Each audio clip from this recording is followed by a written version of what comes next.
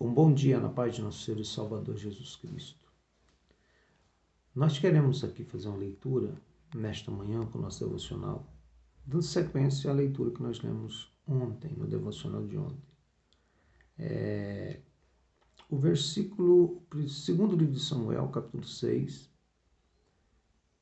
versículo de número 7, diz assim: Então a ira do Senhor se acendeu contra Uzá, e Deus o feriu ali por essa imprudência, e morreu ele junto à arca de Deus. Davi se contristou porque o Senhor abrira rotura em Uzá, e chamou aquele lugar de Pérez Uzá até o dia de hoje.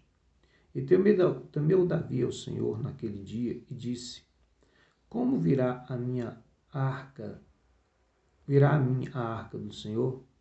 E não quis Davi retirar para si a arca do Senhor para a cidade de Davi, mas Davi a fez levar à casa de Obed-edom, o gitita. E ficou a arca do Senhor em casa de Obed-edom, o gitita, 3 meses. E abençoou o Senhor Obed-edom e a toda a sua casa. Então avisaram a Davi, dizendo: Abençoou o Senhor a casa de Obed-edom, e tudo quanto tem, por amor da arca de Deus. Foi, pois, Davi, e trouxe a arca de Deus para cima da casa de Obed-edom, a cidade de Davi, com muita alegria. Nós falamos ontem sobre a morte de Uzá. Ele morreu porque ele tocou na arca. E nós mostramos a importância de nós termos uma renovação, de nós voltarmos aos primeiros valores, o primeiro amor, voltar a entender o que Deus espera de nós, que o nosso culto não é o que nós queremos oferecer a Deus da forma que queremos, mas da forma que Ele quer receber o nosso culto e a nossa adoração. Na sequência, quando Uzá morreu, e a consequência da morte de Uzá foi porque eles tentaram mudar a forma de transporte da arca. A arca é símbolo e representa a presença de Deus. Então, nós observamos que certas inovações não vão funcionar. Deus não vai receber certas inovações que nós fazemos no nosso culto, na nossa adoração e na nossa vida. Mudamos o jeito de orar. Deus não está preocupado se nós vamos mudar o jeito de orar. Ele não interessa nisso. Ele quer que nós oremos como Ele quer. Se nós mudamos o jeito de cantar, não interessa. Deus quer que nós cantemos do jeito que Ele quer. Ele é Deus, é soberano, é Senhor. E nós temos que fazer as coisas de acordo com aquilo que Ele deseja. Eu gostaria de falar um pouquinho sobre a Arca da Aliança, essa tal Arca da Aliança. O que era a arca? A arca era o símbolo da presença de Deus. No princípio do livro de Samuel, no primeiro livro de Samuel, nós vemos uma trágica derrota que Israel sofreu. Por quê? Porque os filhos de Eli, Ofni e Finéias, eles lideravam o exército de Israel naquele momento, e eles desceram a batalha contra os filisteus, e eles levaram a arca. A crença do povo era a seguinte: está tudo bem, porque nós temos a arca, nós vamos vencer a guerra, porque nós contamos com a presença do Deus de Israel. Eu quero te falar uma coisa: ser religioso, fazer parte de uma congregação, carregar a Bíblia, ou até ter o nome de crente ou de cristão, não é certeza da presença de Deus na nossa vida. A Bíblia diz que naquela batalha, os filhos de Israel foram duramente derrotados pelos filisteus. Por quê? Porque eles tinham uma arca, mas eles não tinham a presença de Deus. Porque Deus já não estava mais por conta de proteger aquele povo por causa simplesmente de uma crendice que eles tinham. Quantos de nós que só tem uma crença? Quantos de nós que só tem uma crendice e não temos mais vida cristã, não temos mais relacionamento íntimo com Deus, não temos mais vida de oração, não temos mais consagração de vida, não temos mais santificação da nossa vida, porque nós aprendemos a tocar o negócio de qualquer jeito. Parece que nós estamos aqui para aproveitar a nossa vida mesmo, para tocar as coisas e desfrutar de tudo que esse mundo tem a oferecer. E eu quero falar para você que Israel cometeu o mesmo erro naquela ocasião. Eles acreditavam tanto que Deus estaria com eles por causa da arca, e não por causa deles, da comunhão com eles. Esse mesmo erro aconteceu no tempo em que Nabucodonosor invadiu a cidade de Jerusalém e roubou todos os utensílios do templo. Olha, o templo tinha mais ou menos, eles tinham formado do templo mesmo um mito. Deus está presente conosco e nós temos o templo. E se nós temos o templo, ninguém vai conseguir nos vencer. O problema é que Deus já tinha saído do templo. Ele tinha substituído Deus dentro do templo. No capítulo 2 do profeta Ezequiel, a Bíblia dá uma visão a Ezequiel, leva ele, transporta ele em espírito ao templo.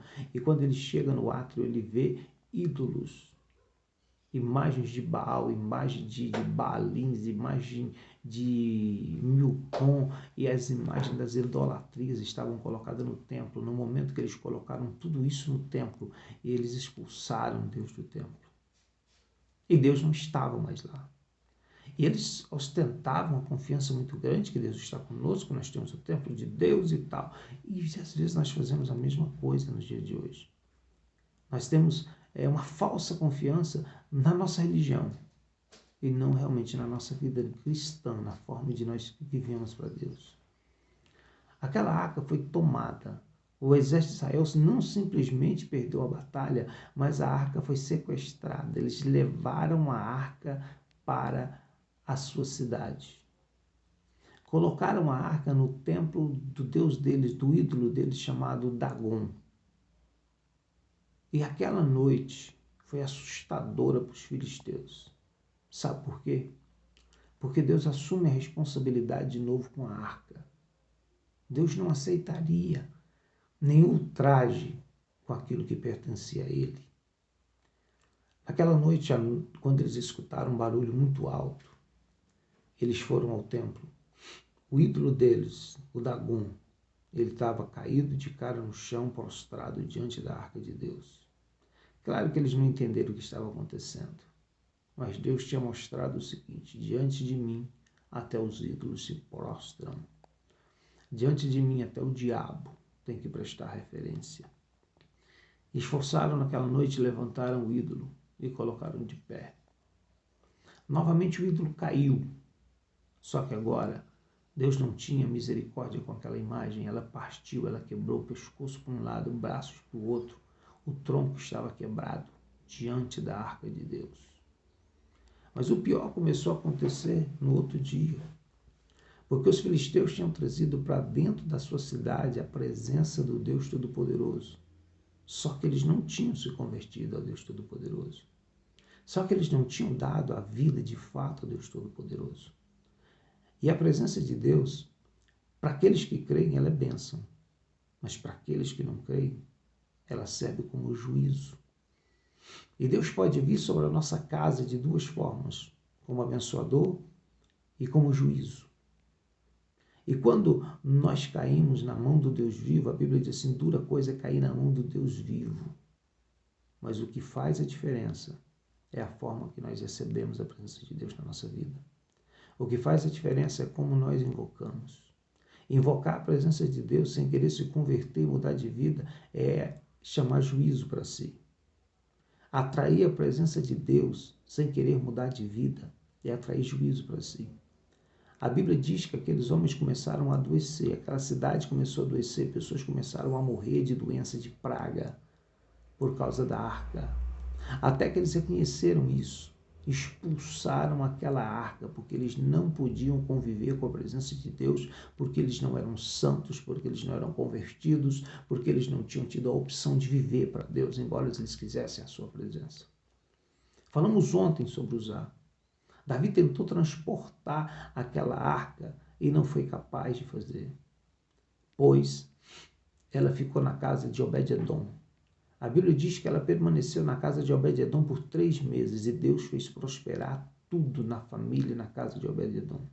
O seu gado multiplicou, as suas lavouras frutificaram, os seus filhos se transformaram e foram mudados de vida, toda a sua família foi próspera e abençoada.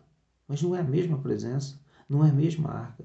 Por que na terra dos filisteus ela serviu de maldição? Por que naquela terra ela adoeceu e matou pessoas? E agora na casa de Obed-edom ela é bênção. Sabe por quê? Porque Obed-edom era um homem temente a Deus. Porque Obed-edom era um homem justo, um homem que realmente tinha uma vida entregue à sua confiança em Deus, e ele tratava a arca com respeito, com reverência. Ele sabia respeitar a presença de Deus na sua casa. Ele sabia valorizar a presença de Deus na casa dele, e isso fazia diferença. A notícia chegou a Davi: olha, Deus tem prosperado a casa de Obed-edom. E Davi buscou a arca para Jerusalém. Ele buscou a arca. Mas naqueles 3 meses da presença de Deus na casa de Obed-edom, houve bênçãos, houve milagres, houve coisas extraordinárias aconteceram. Eu quero te falar uma coisa. Atraia a presença de Deus para a tua casa. Mas pense bem. Nós precisamos melhorar a nossa vida com Deus para que Ele esteja ao nosso lado, para que nós estejamos ao lado dEle, estejamos com Ele. Nós precisamos realmente olhar para a nossa vida e chamarmos a atenção de Deus para nós. Mas ela vem de forma de juízo e de forma de bênção. Isso depende de como nós estamos vivendo e como nós cremos em Deus. Que Deus te abençoe nesse dia. Atrai a presença de Deus. Faz como Zaqueu. Convida Jesus para estar na tua casa. Mas pensa bem. A presença de Jesus pode servir de bênção e pode servir de juízo na tua casa. Mas se você estiver bem em comunhão com Ele, certamente que as bênçãos virão da sua presença em meio à tua família. Deus te abençoe no nome de Jesus.